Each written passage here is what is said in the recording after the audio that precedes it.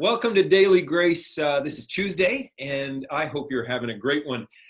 When you join us here each week, it might be the closest you get to heaven in your whole day, or else it might just make you believe in purgatory. I don't know. Over the 9 weeks that we've been doing Daily Grace, by far the best reviews we get are when we have a conversation with a friend or an interview. And I ran out of local friends, so I had to go to LA and find a new friend to be our guest today. Actually, you don't know this, but he was scheduled to come and preach at Grace this past weekend.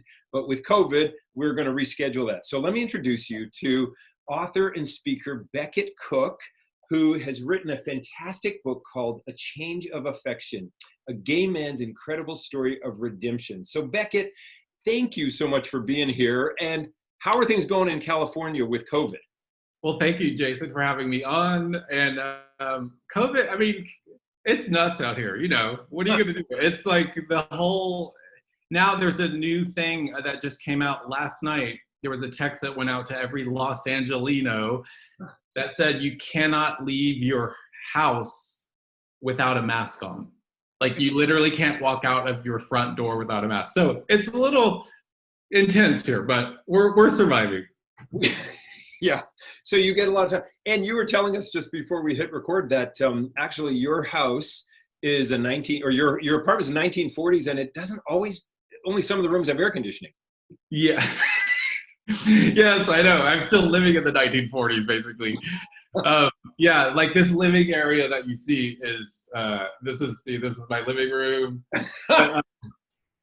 It's not air conditioned, but normally, you don't really need AC in LA, but except in like August or something. Huh.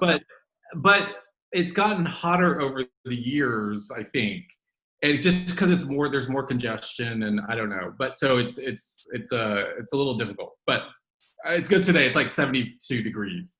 Oh, that is nice. That's perfect. So out here where it's pretty agricultural out here in Lenoir County, Eastern North Carolina. But I have been reading that the smog is less in LA because the cars are not being used as much. Is this true? Do you notice anything? Yeah, but the thing is, smog is definitely less, but it's kind of a non-issue because of the extreme restrictions on exhaust. I mean, because Elon Musk lives here and and everyone drives a Tesla. There's really the smog is so minimal here. I mean, it used to be like in the I mean, I didn't live here in the 80s, but in the 70s and 80s, it was like terrible. In the 90s, it was getting better, but now it's like, it's not, you don't really notice it. I got you. That's interesting. So that's all we know of LA is movie stars and smog. Like that's all we know. Yeah, the smog is kind of that's an old thing. It doesn't really exist that much anymore. Well, look at that. You learn something new every day. I love it. So thanks. Okay, so LA, where did you grow up there, or how did you get there? Of course I know, but just, for our friends. I grew up in Dallas, Texas, and then I moved to LA after college, and for better or for worse. And I've lived here since 1990. I know a lot of people haven't been born yet at this point, but I've lived here since 1993, and I love LA. I just have such every time I come back from being out of town, I'm like, oh, I'm home. Like, I love this town. And one of the great things about LA is the people, and there's so many people who come in town from all different parts of the world that if you don't live in LA, like I have friends in New York, I have friends in Paris, I have friends in London, like really close friends. And I would never see those people if I didn't live here, because people come to LA all the time for stuff. And so that's what I love about LA too, is being able to just see so many people and old friends and stuff. So I love it. That's very cool. I love that. That's fun. I grew up in Montreal, which is in Canada, and it's cosmopolitan like that, and it's very European and Canadian American, and so it's just this conglomeration, especially with the Francophone world, the French-speaking world. They often immigrate there, and it's so much fun to be a part of a thing like that. And so now I live in Kinston, which is filled with all sorts of cosmopolitan flair, Eastern North Carolina barbecue, and no, anyway. We have so much fun. I've lived here 17 years, and I do almost feel local. It's so fun. I love that our kids. That's hilarious. Yeah, it's great. I love it. I want to come to Kinston soon. Let's like figure this out. I know we should just send a private jet or something and get you over. Yes, well, I like that idea. Let's do that. I don't have as many of those as I used. No, I shouldn't joke like that as a pastor. I know, right? They might, yeah. Well, listen, you write in your book, you write in A Change of Affection, that you lived and identified as a gay man, and then how God reached out and grasped your life that you really didn't expect and didn't see coming. Share with us some of that journey. I mean, it's so, and I told you before, you're a great writer. It's a great book. Thank you. Yeah.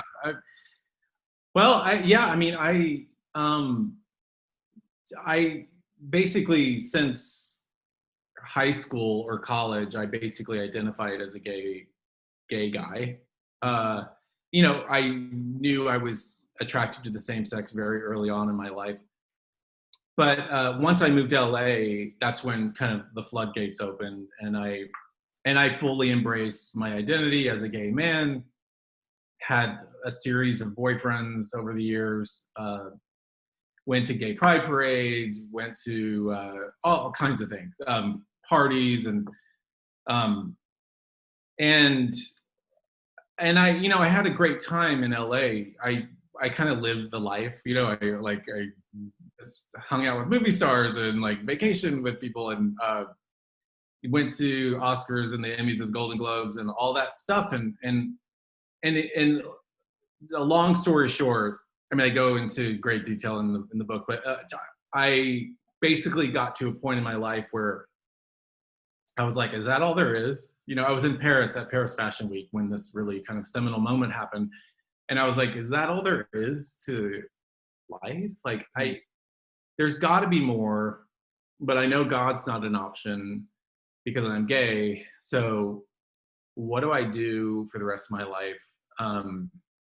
I honestly was just like beside myself and kind of like, I don't know what to do. And then, as God would have it, 6 months later, I was at a coffee shop in LA, and I was with my best friend, and we met some strangers next to us, and they had Bibles on the table, which was bizarre to see in LA. I had never seen that.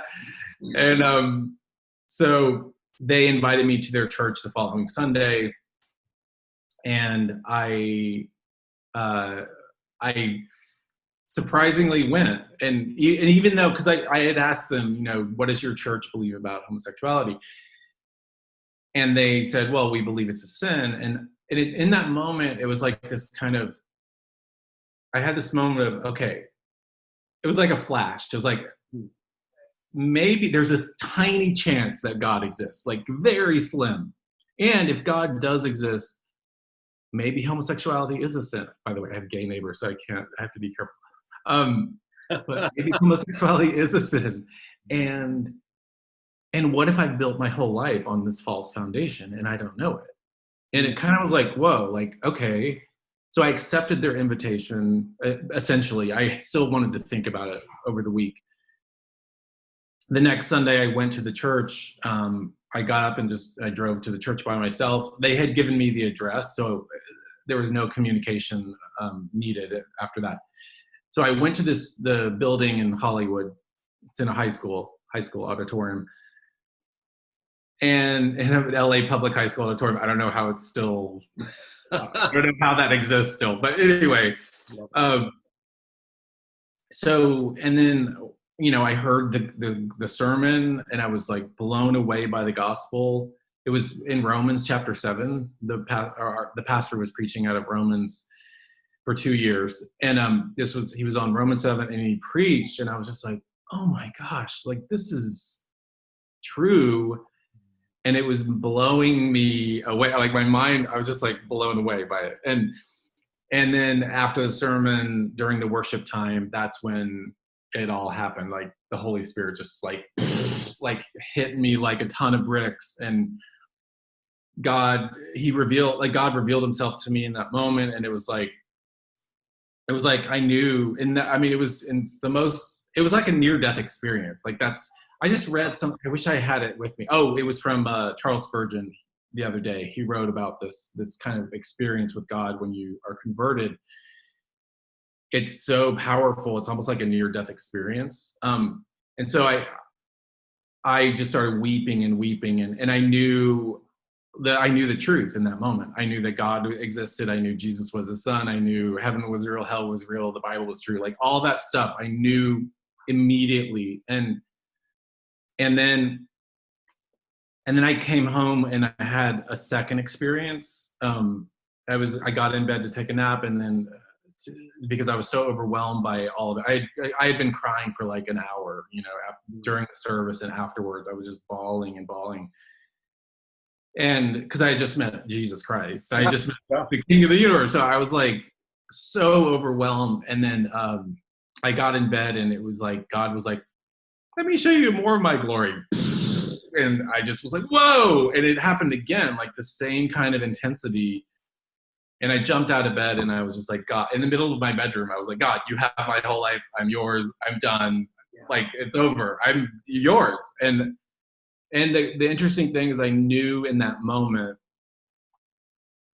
that homosexual behavior was a sin. I knew that it was no longer a part of who I was. Mm-hmm. It wasn't my identity. It was like a thing of the past. But I didn't care because I just met Jesus, and I was like, good riddance to that old life. Like I'm going with this life. Like this is amazing, and I'm gonna go with this guy, Jesus.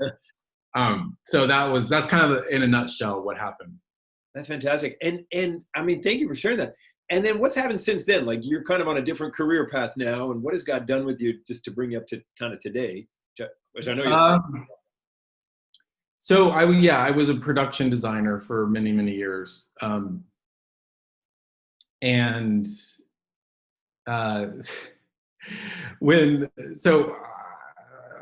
for, I don't know, since like 2003, I've been a production designer in Hollywood. And so I would do production design for fashion shoots for like Vogue, Harper's Bazaar, the covers, and like for Gap, Old Navy, and like Gucci, whatever, just all these different brands, Nike, Puma. Like I would do the sets for these shoots. But when this little book came out on the market, I got like a crazy email from my agent, and they dropped me as a client. And they didn't say it was, they kind of said it was because of the book, but not because of the content of the book.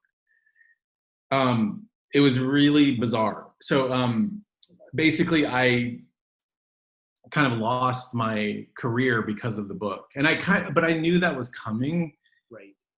I knew that was going to eventually happen, because it's one thing to talk about your experience, to people, because I was very vocal on the set with people. I would share the gospel with everyone, but it's another thing to have it in writing. And so it became untenable for me to continue to work in Hollywood with actresses and Jessica Chastain and like Katy Perry and all these actresses who, if anyone on the set like mentioned something about my book, I mean, it would have been chaos like on the set. Yeah. So it became untenable. And then God, of course, being God, like he segued me into this kind of world of full-time, except with the COVID virus, kind of full-time ministry on the subject of homosexuality. So now I go, speak at conferences and churches like yours, and speak at different events and stuff on this issue, and help. Because here's the thing, it's like Christians, I don't know how it is with your church, but in my church and a lot of other churches around the country, and is the culture is so powerful. Mm-hmm. It's so dominating, and we consume it all the time. And the culture is telling us lies constantly about everything, including sexuality, 24/7. So my kind of what God, I think, has called me into is to help the church understand the issue of homosexuality biblically, theologically, culturally, from someone who's been on both sides of it, and to see, because there's so many blind spots, and to help people see those blind spots of like, oh wow, like the culture really has influence. Because like, for example, I have so many friends from high school who, you know, I went to these private like Jesuit high schools, and the girls' school was Ursuline, but they were all on the same page with like back in the day, they absolutely believed that homosexual behavior was wrong and a sin. I mean, up until maybe, you know, Queer Eye for the Straight Guy started airing on TV. But now suddenly, like they've shifted their convictions, and it's like, okay, so what has happened? What's happened? Has God's word changed, or has the culture influenced you so greatly that your whole all of your convictions have transmogrified or changed? And so that's really what I think God has called me into. And that's a great, because we need that help. Everybody, like the culture needs that help if they want to listen, and the church needs that help. Like we always need to be pressed to learn more, to think better, and because the cultural pressure is against us. And I'm not saying that as like oh, woe is me. I think it's very exciting. I think it's exciting to get to live the adventure, and it's dangerous, and it is. And you've endured some of the danger by, whoa, your agent drops you and you can't get that kind of stuff. But the excitement is, you know, we're walking with the Lord into the world he loves, and it's going out and the word of the Lord is going out in amazing ways. So as we think of kids, I just really kind of have two more questions. One is about tolerance, which sort of comes, and then one more pastorally, sort of for folks in our body. But you know, we like to pretend we're living in a tolerant age, but we're not. I think the Pope was right, Benedict, when he said it's a dictatorship of relativism.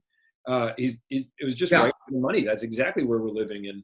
We live in a postmodern relativist world, which is, I warned people for decades about postmodernism, because it started in the 50s, and it with Jacques Derrida and Michel Foucault, and these French philosophers, and it's like it's all coming home to roost now. It's like my truth is my truth, your truth is your truth. There's no objective truth. It's all subjective. By the way, if we have time, I want to tell you a story that happened yesterday with someone. But go ahead. Tell it. No, tell it. Well, well, the guy who was cutting my hair was talking. He's kind of like a newish friend. I mean, we're acquaintances, really. But he was saying that we were talking about truth, I guess, or I forgot what the subject exactly was, but he said something about, you know, oh, well, he's not a believer. And he said, well, I don't ever like to tell people they're wrong. Basically, he said, I think it's wrong to tell people they're wrong. And I'm like, you just broke the law of non-contradiction, because that's a judgment. You're saying that I'm wrong because I have an objective worldview. And so you basically just said I was wrong. And so there's that kind of trap that people fall in, that postmodernist trap that people fall into all the time. I mean, it happens like all day long, and it's come home to roost, and it's like it's taking over the world until Jesus comes back. It's true, and it is kind of where we live and always have lived. Is we were having a conversation with a friend, but pride is it. It is the number one source of everything that's wrong with the world. Is pride. Is just my way is it, and why aren't you on my page? And you know, without common grace, without saving grace, it's just a disaster. I like the way you say this here on page 165. So I love the way also the book you wrote is the first half of it is your story, and the second half of it are these great nuggets, some frequently asked questions, but then also several little thoughts on different parts of Scripture as it helps us and equips us as Christians engage the world specifically about homosexuality. So I appreciated that, because I'm like, wow, I'm getting to the end of his story, but I'm only halfway through the book. You're like, what's he gonna do now? That was great. Anyway, tolerance. Tolerance used to mean something along the lines of, well, I disagree with your view, but I'm willing to tolerate it because it wouldn't be tolerance otherwise. But now it's been redefined, and it's this: if you don't affirm everything I do, then you are intolerant. What a stunning reversal. And that's Yeah, true. Like now, it's not just, well, we have different views, but let's live together. It's, you have to affirm everything about me, or you're phobic, or you're a bigot, or you're a Neanderthal. And it's just like there's nowhere to go with that. right. I know it's a very strange phenomenon, and that really has in the last, I would say, 5 years, that's been ratcheted up a lot. And it's not only like affirming in a way, it's almost like it almost become like, not only do you have to affirm, but you have to celebrate Right. something that, my worldview. You have to celebrate it, otherwise you're a bigot, you're judging me, and so that's become really difficult in terms of ministry, or I mean, obviously God will, soften people's hearts, but it's, and I talk about that in the book, the deal breaker. It's like the deal breaker for coming to Christ. A lot of it is, and it's not just for people in the LGBTQ community. It's also people who are heterosexual who are like, oh, I can't become a Christian because they believe that homosexuality is wrong, and I don't want to be seen as a bigot. I don't want to be seen as, so it's really become kind of like a bizarre kind of, and I think I talk about that in the book, where everything is just like black is white, right, like wrong is right, up is down, like left. It's all, everything is like flipped upside down right now in culture, and it's a really tricky time to be to be in culture. And it gives hope though, because when there's a veneer of Christianity, people are inoculated. Yeah, Just mix two metaphors, but when there's when there's a little bit of Christianity, people are inoculated to the truth of the gospel. When it's just dark, people hearing the gospel for the first time are arrested by how great this Jesus is. And of course, the work of the Spirit is in it, but it's just a joy to think of people coming to Christ because they're hearing the gospel for the first time. yeah, and this COVID time has been really amazing, in terms of people reaching out to me, because people are starting to have the time now to wonder what life's all about, and to think about death, and to think about, what is their God. Anyway, I had a very long story, very short. I had an actress reach out to me. She lives in Malibu, and she's a very like well-known actress, and she told me, she's like, Beckett, I'm ready to leave the darkness. I'm tired of it. Like, what is the light? Like, tell me. And we've been having these Bible studies on Zoom every day through John, the Gospel of John. So that's been a really cool kind of thing to happen. And the gay thing for her is not a stumbling block. Like, she's not gay. She's not homo, but Right. she, like, that's not a stumbling block for her at all. Mm-hmm. Um, so she's ready to come, and I'm just like, God, please, like, because we just keep going through the Gospel of John, and she's getting it, but it's like, it's not like me when I went to church and it was like, bam, it's like a slow process, which is fine, but Yeah. Well, everyone, there's, yeah. the Lord has a different journey for us all. One of the reasons that we initially reached out to you, Beckett, as a church and invited you to come here in the middle of May is because before COVID, here in our community, we were in June, there was going to be sort of a gay pride day and sort of a festival downtown. And we did not want to be a group of Christians picketing or judging or anything like that, but we wanted to provide our body with, and our community with, sort of the joy and the grace and the goodness of the gospel and equip Christians to love their neighbors and respond redemptively, but in truth.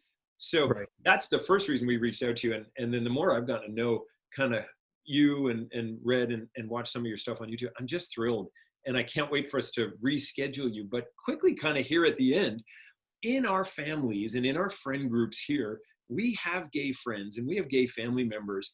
And I mean, just kind of pastorally or just shepherding, what are the most helpful ways and the least helpful ways to love our gay friends? Like how would you kind of give us a nugget here?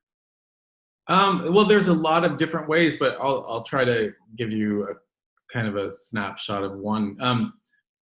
The thing is, the first thing that's important is to have your convictions settled on this issue. Because going out and trying to love people, and you just have this amorphous idea of what, like, oh, I don't know if it's true. I don't know if homosexuality is wrong or not. I can't tell. Have your convictions settled, and then go speak the truth in love. And so I think one of the best ways is to,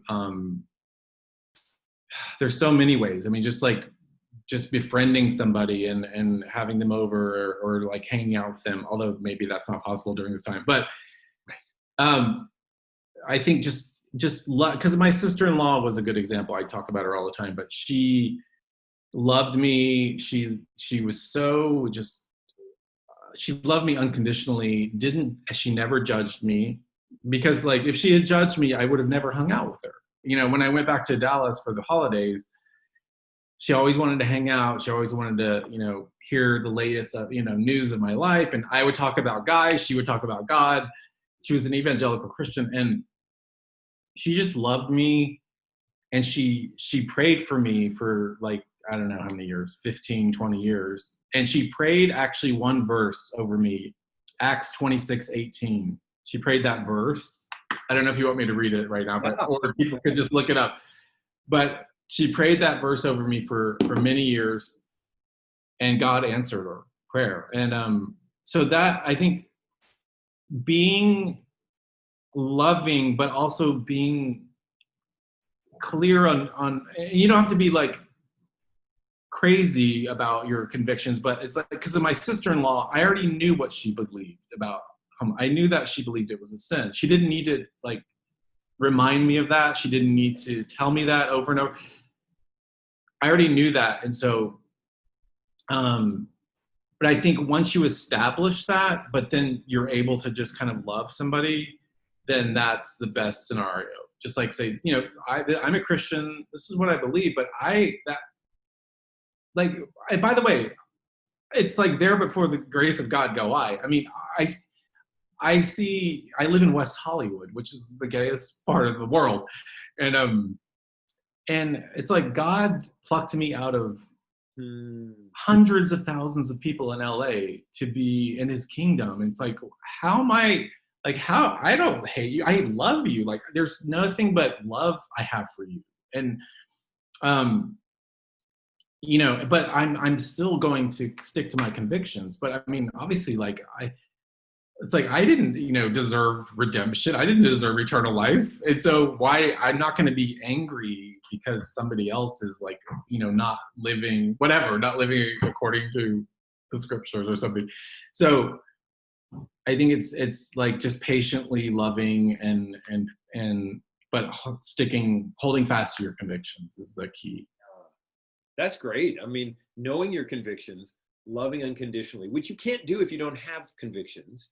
Right. And then I hear you, praying in Acts 26:18. I can't wait to look that up. But that's three great things because, we want to be part of God's kingdom here with folks. And you're right. And that humility.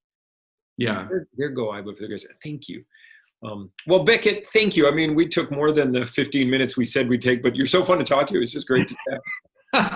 No, it was fun to be with you today. Well, and we will, as soon as they start flying planes more and all that kind of stuff, we'll get you on the docket, get you out here to Eastern. Oh, good. I can't wait. We can't wait to be with you.